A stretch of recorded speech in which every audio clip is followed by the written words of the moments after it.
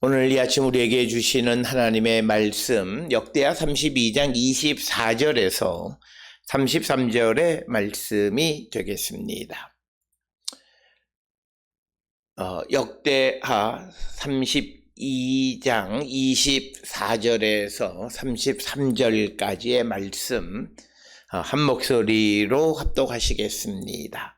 그때 히스기야가 병들어 죽게 되었으므로 여호와께 기도하매 여호와께서 그에게 대답하시고 또 이적을 보이셨으나 히스기야가 마음이 교만하여 그 받은 은혜를 보답하지 아니하므로 진노가 그와 유다와 예루살렘에 내리게 되었더니 히스기야가 마음의 교만함을 뉘우치고 예루살렘 주민들도 그와 같이 하였으므로 여호와의 진노가 히스기야의 생전에는 그들에게 내리지 아니하니라.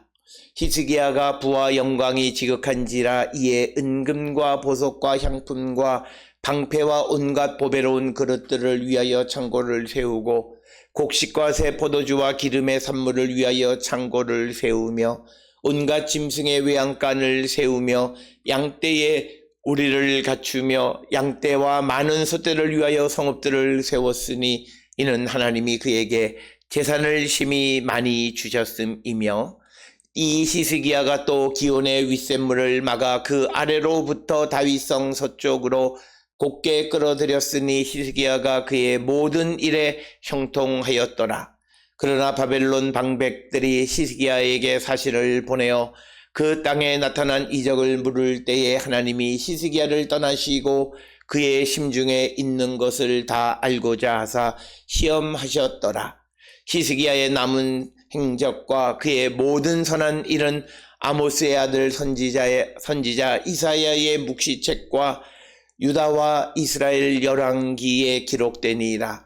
히스기야가 그 조상들과 함께 누움에 온 유다와 예루살렘 주민이 그를 다윗 자손의 묘실 중 높은 곳에 장사하여 그의 죽음에 그에게 경의를 표하였더라. 그의 아들 므낫세가 대신하여 왕이 되니라. 아멘.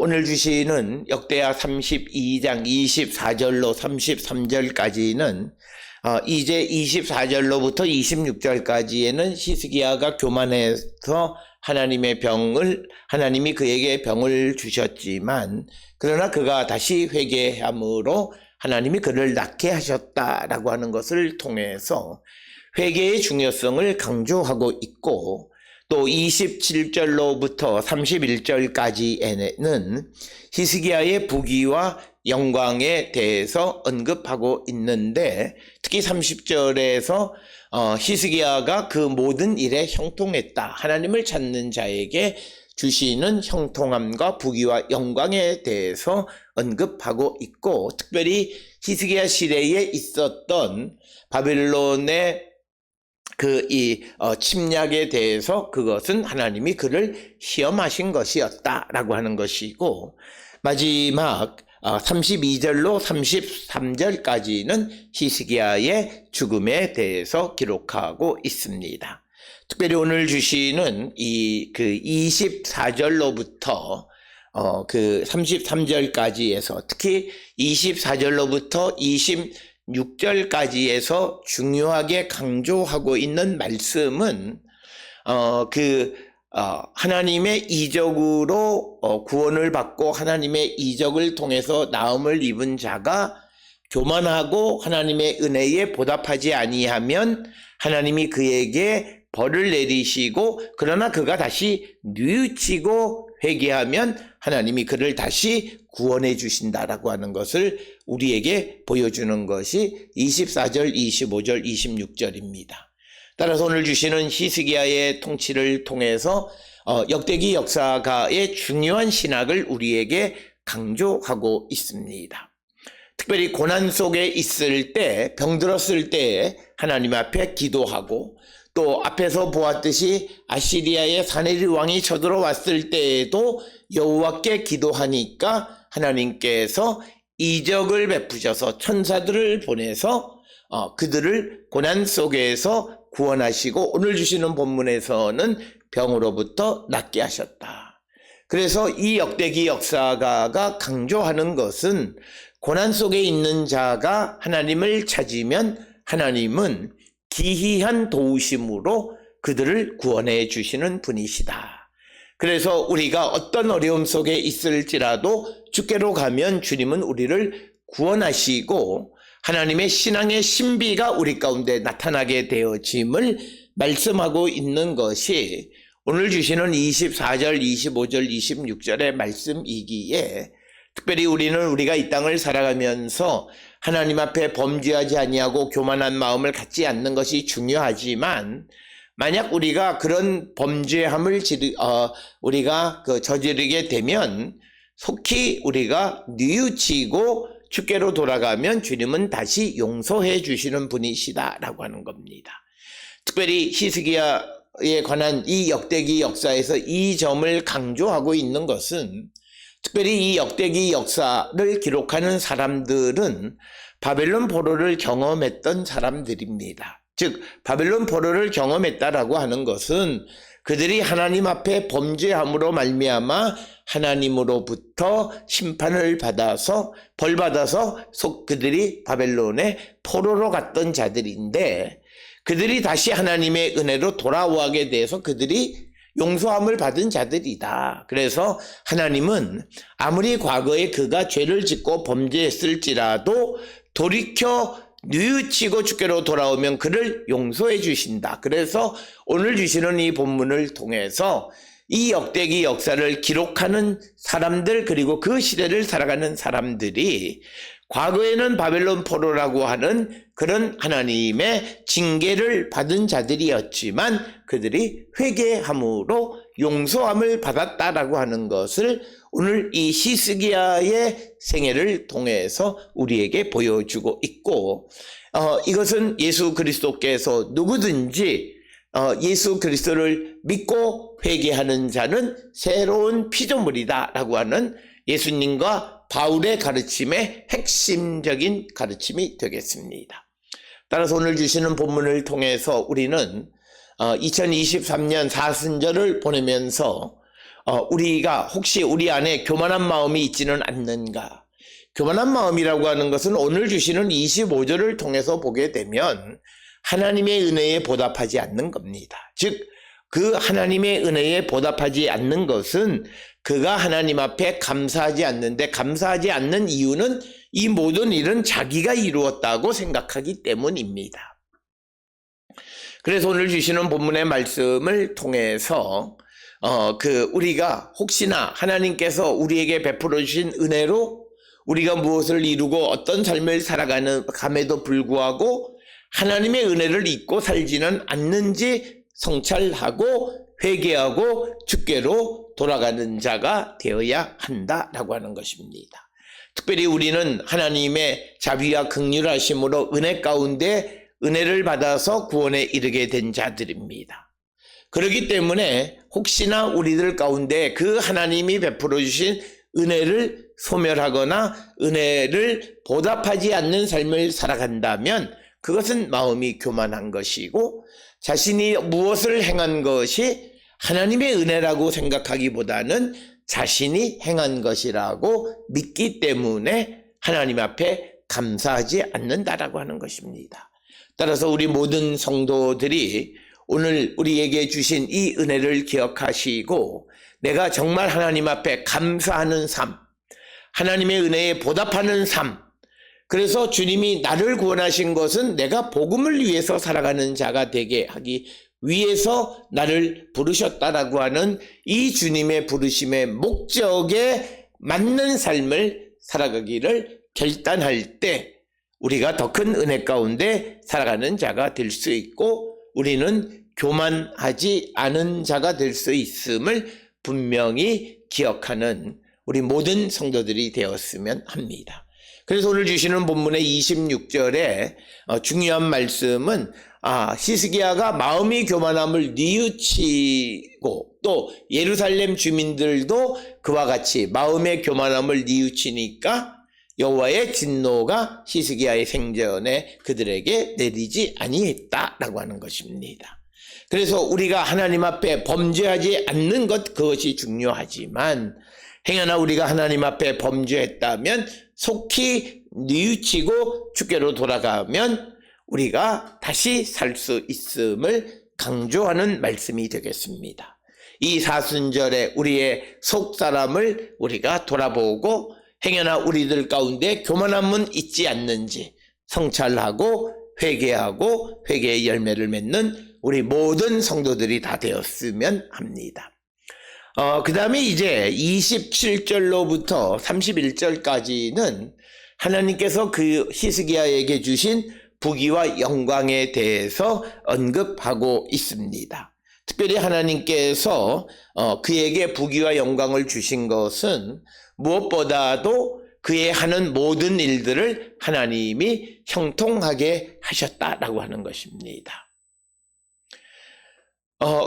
우리가 잘 아는 것처럼 히스기야의 믿음은 성전을 정화하는 일에서 우리가 잘 알 수 있고, 뿐만 아니라 그가 어려움에 직면했을 때 그 어려움을 이기기 위해서 그가 어떻게 했는가, 우리가 잘 아는 대로 역대하 32장 20절에 사내립의 군대가 예루살렘을 포위하고 그들을 심리적으로 하나님을 모독하고 비방하는 말을 할 때에 그 히스기야가 이사야 선지자와 함께 하나님의 도움을 구하는 자였다라고 하는 거예요. 그래서 하나님은 그가 하는 모든 일을 형통하게 하셨고, 그리고 그에게 부귀와 영광을 주셨다라고 하는 것이 오늘 주시는 27절로 31절에 있는 말씀이 되겠고, 특별히 하나님께서 히스기야에게 사내립을 보내신 이유는 그의 심중에 있는 것을 알고자 하셨다는 거예요. 그래서 어떤 외적의 침략에 대해서 그가 할 수 있는 능력과, 그래서 그 마음으로 교만한 마음을 갖는 것이 아니라 그가 준비할 것은 열심히 준비하지만 그러나 하나님이 도우셔야만 이 모든 고난을 이길 수 있음을 알고 하나님을 찾았다라고 하는 거예요. 그래서 하나님은 그가 하는 모든 일을 형통하게 하셨다라고 하는 거예요. 특별히 오늘 주시는 30절에 보면 기온의 윗샘물을 막고 그 아래 다윗성 서쪽으로 끌어들였는 것은 사내립의 군대들이 쳐들어왔을 때 성 주변에 있는 모든 우물을 막아버린 거예요. 그러니까 그 성의 주변에 있는 우물을 막아버리고 그 다음에 그 우물이 성 안으로 흘러 들어올 수 있도록 어떤 수로를 만들었는데, 이것을 우리가 흔히 실로암 터널이다 이렇게 이야기하고, 오늘도 우리가 예루살렘의 성지순례를 가면 이 실로암 터널을 볼 수가 있고, 이 터널 벽에는 이 터널을 만들 때의 과정에 대해서 자세하게 기록하고 있습니다. 그래서 우리가 이 실로암 터널의 비문, 그 기록을 통해서 오늘 주시는 그 역대하 32장 2절로부터 40절, 그리고 30절, 그리고 열왕기하 20장 20절에 있는 말씀을 우리가 고고학적으로 증명할 수 있다라고 하는 것입니다. 물론 이것에 대해서 또 다른 견해를 가지고 있는 사람들, 특히 실로암 터널에 쓰여진 그 비문의 이 석비의 연대를 추정하는 데 있어서 주전 8세기 말, 즉 사내립 침공의 시대로 보는 학자들이 대부분이지만 일부 학자들은 이것은 후대의 기록이다 이렇게 주장하는 자들도 있습니다. 그래서 오늘 주시는 본문을 통해서 우리에게 중요한 것은 하나님이 그 히스기야의 마음의 중심을 알아보기 위해서 그에게 고난을 주셨는데, 그 고난 속에서도 그가 하나님을 찾아서 하나님이 그의 모든 일을 형통하게 하셨고 그에게 부귀를 허락하여 주셨다라고 하는 것입니다.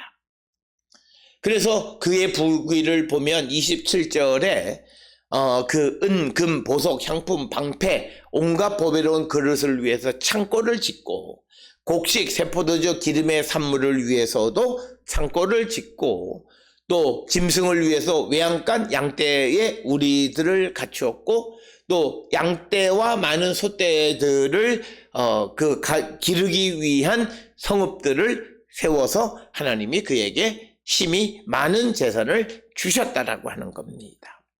이 많은 재산을 주신 것은 그가 하나님을 의지했고 더 나가서 30절에서는 이제 기온샘의 윗샘물을 막고 그 물을 성 안으로 끌어들이는 그런 터널 공사를 하는 모든 일들도 하나님이 형통하게 하셨다라고 하는 것입니다.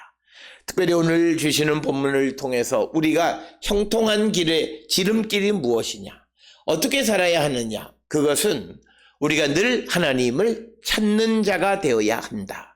우리는 거슬러 올라가서 다윗과 솔로몬 시대, 특히 다윗이 법궤를 다윗성으로 가져오고 그리고 그 법궤를 안치할 그 집으로서 성전을 솔로몬이 건축하게 되어졌는데, 다윗이 법궤를 예루살렘 성 안으로 가져오는 이유는 딱 하나예요.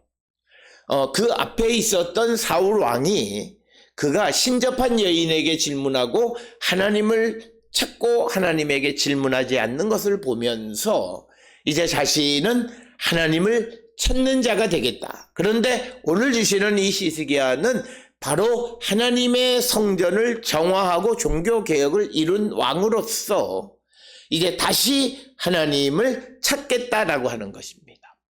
그러니까 히스기야 종교개혁은 단지 외형적으로 성전 안에 있는 어떤 우상을 제거하고 성전을 깨끗하게 하고 성전의 제도를 갖추고 역할을 감당하게 하는 것보다 훨씬 더 중요한 것은 성전의 목적이 하나님을 찾는 것인데, 바로 어려운 일들이 벌어질 때마다 하나님을 찾고 하나님의 도움을 구하겠다라고 하는 것, 그런 삶을 살아가는 히스기야.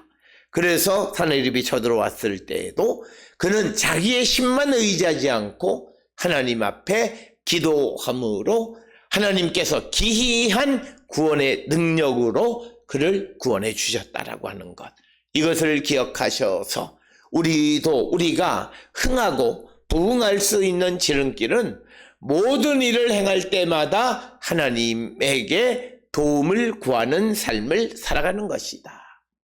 그래서 처음부터 이 일을 행해야 되는가라고 하는 것을 하나님께 여쭙고 그 일을 행하는 자가 되어야 함을, 그렇게 될 때 우리의 모든 일은 형통할 수밖에 없고 하나님이 주시는 부귀와 영화를 누리게 됨을 우리에게 가르쳐 줍니다. 이제 마지막 32절에 히스기야의 남은 사적과 그의 모든 선한 일은 아모스의 아들 선지자 이사야의 묵시책과 유다와 이스라엘 열왕기에 기록되리라. 그래서 특별히 히스기야의 남은 행적 중에서 그가 행한 모든 선한 일, 하나님의 공의와 정의 가운데 그가 행한 모든 일들은 아모츠의 아들 선지자 이사야의 묵시에 기록되어져 있고 또 유다와 이스라엘 열왕기에도 기록이 되어 있다, 이렇게 말하고 있으면서 이제 그는 조상들과 함께 누웠고 유다와 예루살렘 주민이 그를 다윗 자손의 묘실 중에 높은 곳에 장사했다. 오늘 주시는 33절에 높은 곳에 장사했다라고 하는 것을 통해서 성경적 사고는 높이 올라갈수록 더 영광스러운 자리임을 우리에게 보여주는 겁니다. 피지컬하게 물리적으로 높은 곳이 더 영광스러운 곳. 그래서 종교개혁을 이룬 그 히스기야를 다윗 자손의 묘실 가운데에서 높은 곳에 그를 장사했고 그의 죽음에 대해서 그에게 경의를 표했다라고 하는 것이 33절의 말씀입니다. 그리고 그의 아들 므낫세가 대신하여서 왕이 되었다라고 하는 겁니다. 그래서 이제 히스기야의 그 삶에 대해서 언급하는데, 특별히 오늘 우리가 귀담아 봐야 되는 것은 31절에 바벨론 방백들이 히스기야에게 사실을 보내어 그 땅에서 나타난 이적을 물을 때에 하나님이 히스기야를 떠나시고 그의 중심에 있는 것을 다 알고자 하사 시험하셨더라. 즉 하나님께서 히스기야에게 어떤 이적을 베풀어 주셨는데 그것이 어떤 누구로부터 온 것인가 라고 하는 것, 그것을 알고자 했다. 그래서 우리는 우리가 세상을 살아가는 가운데에 하나님께로부터 받은 은혜가 있는데 그 은혜를 하나님께 돌리는 감사하는 자가 되어야 한다. 그래서 우리는 하나님의 구원의 은총을 입은 자는 하나님께 영광을 돌리는 삶을 살아가는 자가 되어야 함을, 이것은 예수께서 10명의 나병 환자를 고치신 그 이야기 속에서 우리에게 강조하고 있습니다. 특별히 우리가 이 땅을 살아가며 하나님의 구원의 은총을 입은 자들이 하나님께 감사하지 않는 것은 이것을 마치 자기의 능력과 힘으로 되어진 것으로 착각하기 때문입니다. 그래서 오늘 우리가 주시는 말씀, 그렇게 되면 하나님은 그에게 징벌하신다라고, 그래서 병을 내리시기도 하는데 그 히스기야는 잠깐 그것을 잘 깨닫지 못할 때가 있었지만 바로 주께로 돌아가고 모든 것이 하나님의 은혜임을 고백함을 우리에게 보여줍니다. 이 사순절을 보내면서 우리에게 베풀어 주신 구원의 은총뿐만 아니라 모든 것이 하나님께서 베풀어 주신 은혜임을 발견하고 하나님께 감사, 찬송, 영광을 돌리는 우리 모든 성도들이 다 될 수 있기를 주의 이름으로 축원합니다.